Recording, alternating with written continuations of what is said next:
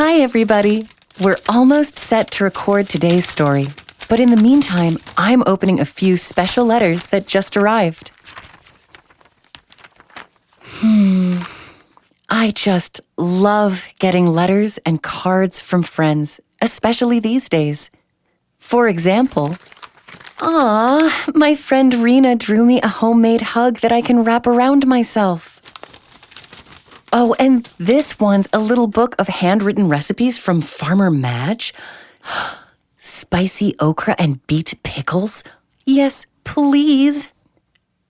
You know, there's something incredibly special about letters and about the power of words. A good word can fill us with joy, light up our day, spur love, and connect people. In fact, the great King Solomon used to tell people that the tongue of the wise is health.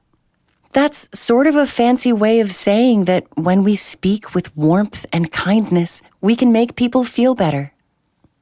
Okay, Rita, I'm rolling if you're ready. Thanks, Al. I'll just put my letters aside. I'm all set to start. Hit the music.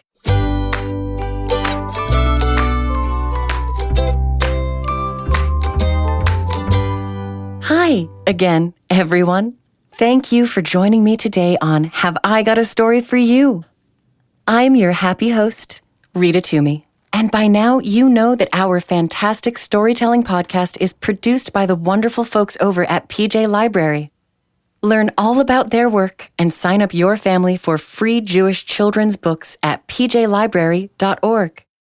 Usually, we head off on an adventure or do a bit of time travel. Today, we're going to change things up a bit. We're going to relax, right here. Me in my cottage and you in your, wherever your favorite place is, and enjoy a beautiful story together. I'm going to read to you The Magical Letter, written and illustrated by Eleanor Milchan, published by Yediath Aronoth Books.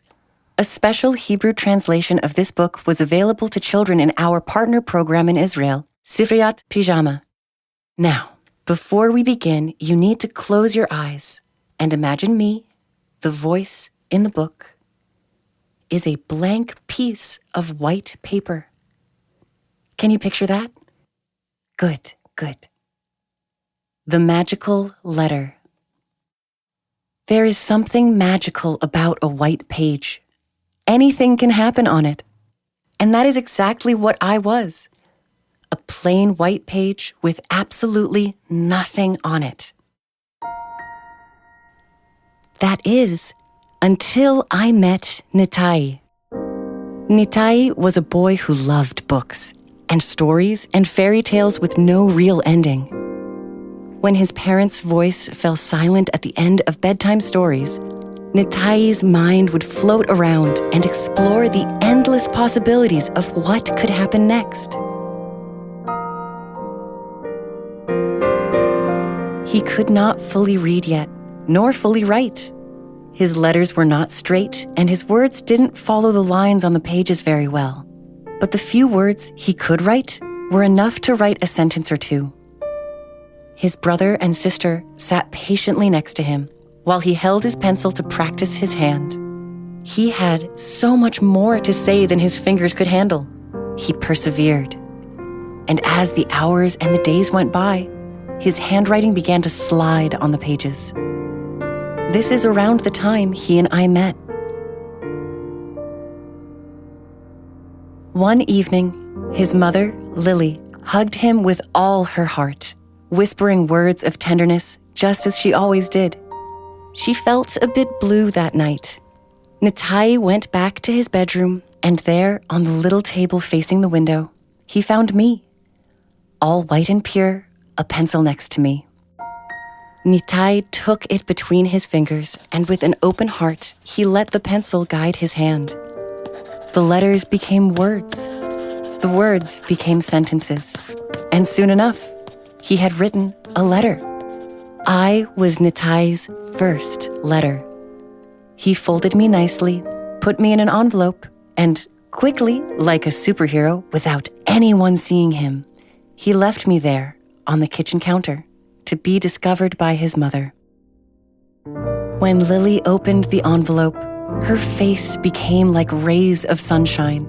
She put me close to her heart, and I could feel its beating sound. She kissed me and laid me back on the counter. It was past Nitai's bedtime. She sneaked into his room and kissed him on his forehead. Nitai felt a shining glow, like the moon in an open sky. The next morning, before heading to work, Lily placed me carefully in her bag. It was dark and lonely, and I was hoping she would find a reason to pull me out. I didn't have to wait too long.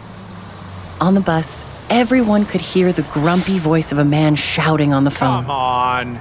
Really? He didn't really care that he was putting everyone in a bad mood. You have to get He on was social grumpy, media. and he was making sure everyone around would soon be too. No, it's Lily didn't take his grumpy ways too seriously. ridiculous. She knew deep down he was lonely. Embarrassed. In fact, she felt truly sad for him.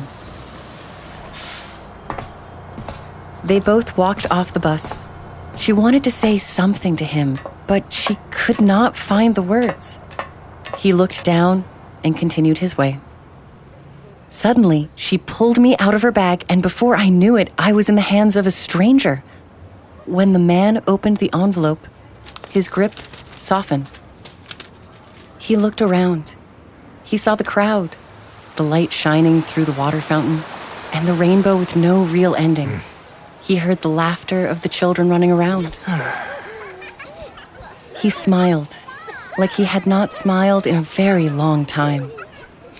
People even smiled back at him, and he wasn't grumpy anymore.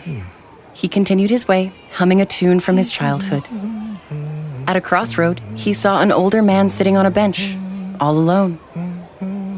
He seemed quite gloomy, and the grumpy man, who wasn't grumpy anymore, and who knew now he had no real reason to be that grumpy in the first place, gave me the letter out to these strange wrinkled hands. here. And for a moment that seemed like an eternity, there was light in the eyes of the elder. Thank you. He said with a smile. I think I should give it to her. To whom? To my daughter. It's been way too long. The old man stood up, his fingers curled onto me. He nodded again with a smile and started walking as fast as he could. He was on a mission. He kept going and going till he saw her between the buildings. Her head was slightly down. Her gaze was lost. He came towards her and placed me in her hands. Hers were gentle and fragile. She wasn't sure what to do. Please, open the letter. He said to her softly. So she unfolded me, and as she did, she felt love taking over. I just really miss you. And they hugged for a very long time. I got all crumpled again, but I didn't care too much about marks and folds. Now I was with her, and it felt right. And I soon learned that she was a teacher. Her classroom was bright, and she had hung paper birds on the ceiling. That day, everyone seemed to be busy, except for one little child who sat in the corner, looking out the window. Why are you over here? Because I'm shy. Why are you shy? I'm afraid if they don't like me. She looked at him, puzzled. He was a new student. Wait right here. She pulled me out of her bag, came back, and handed him this crumpled piece of paper I had become. Here. He opened it. And though I was a bit older and with a few more stains, Nitai recognized the letters, the words, and sentences. His whole body smiled. He put me in his pocket, close to him. He knew now that he had nothing to lose because, just like a superhero, he could change a world of hearts with the power of his words on a white page.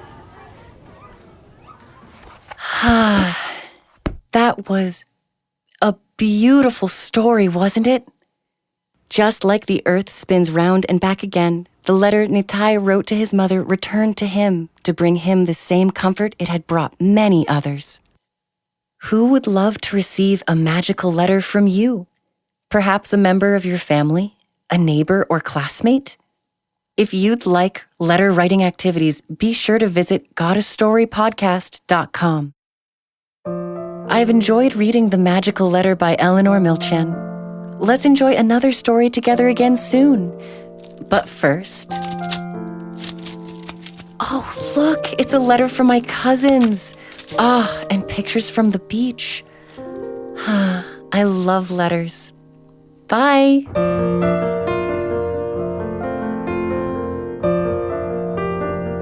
Find Have I Got a Story for You on Apple Podcasts, Stitcher, iHeartRadio, Podbean, and wherever you like to enjoy podcasts.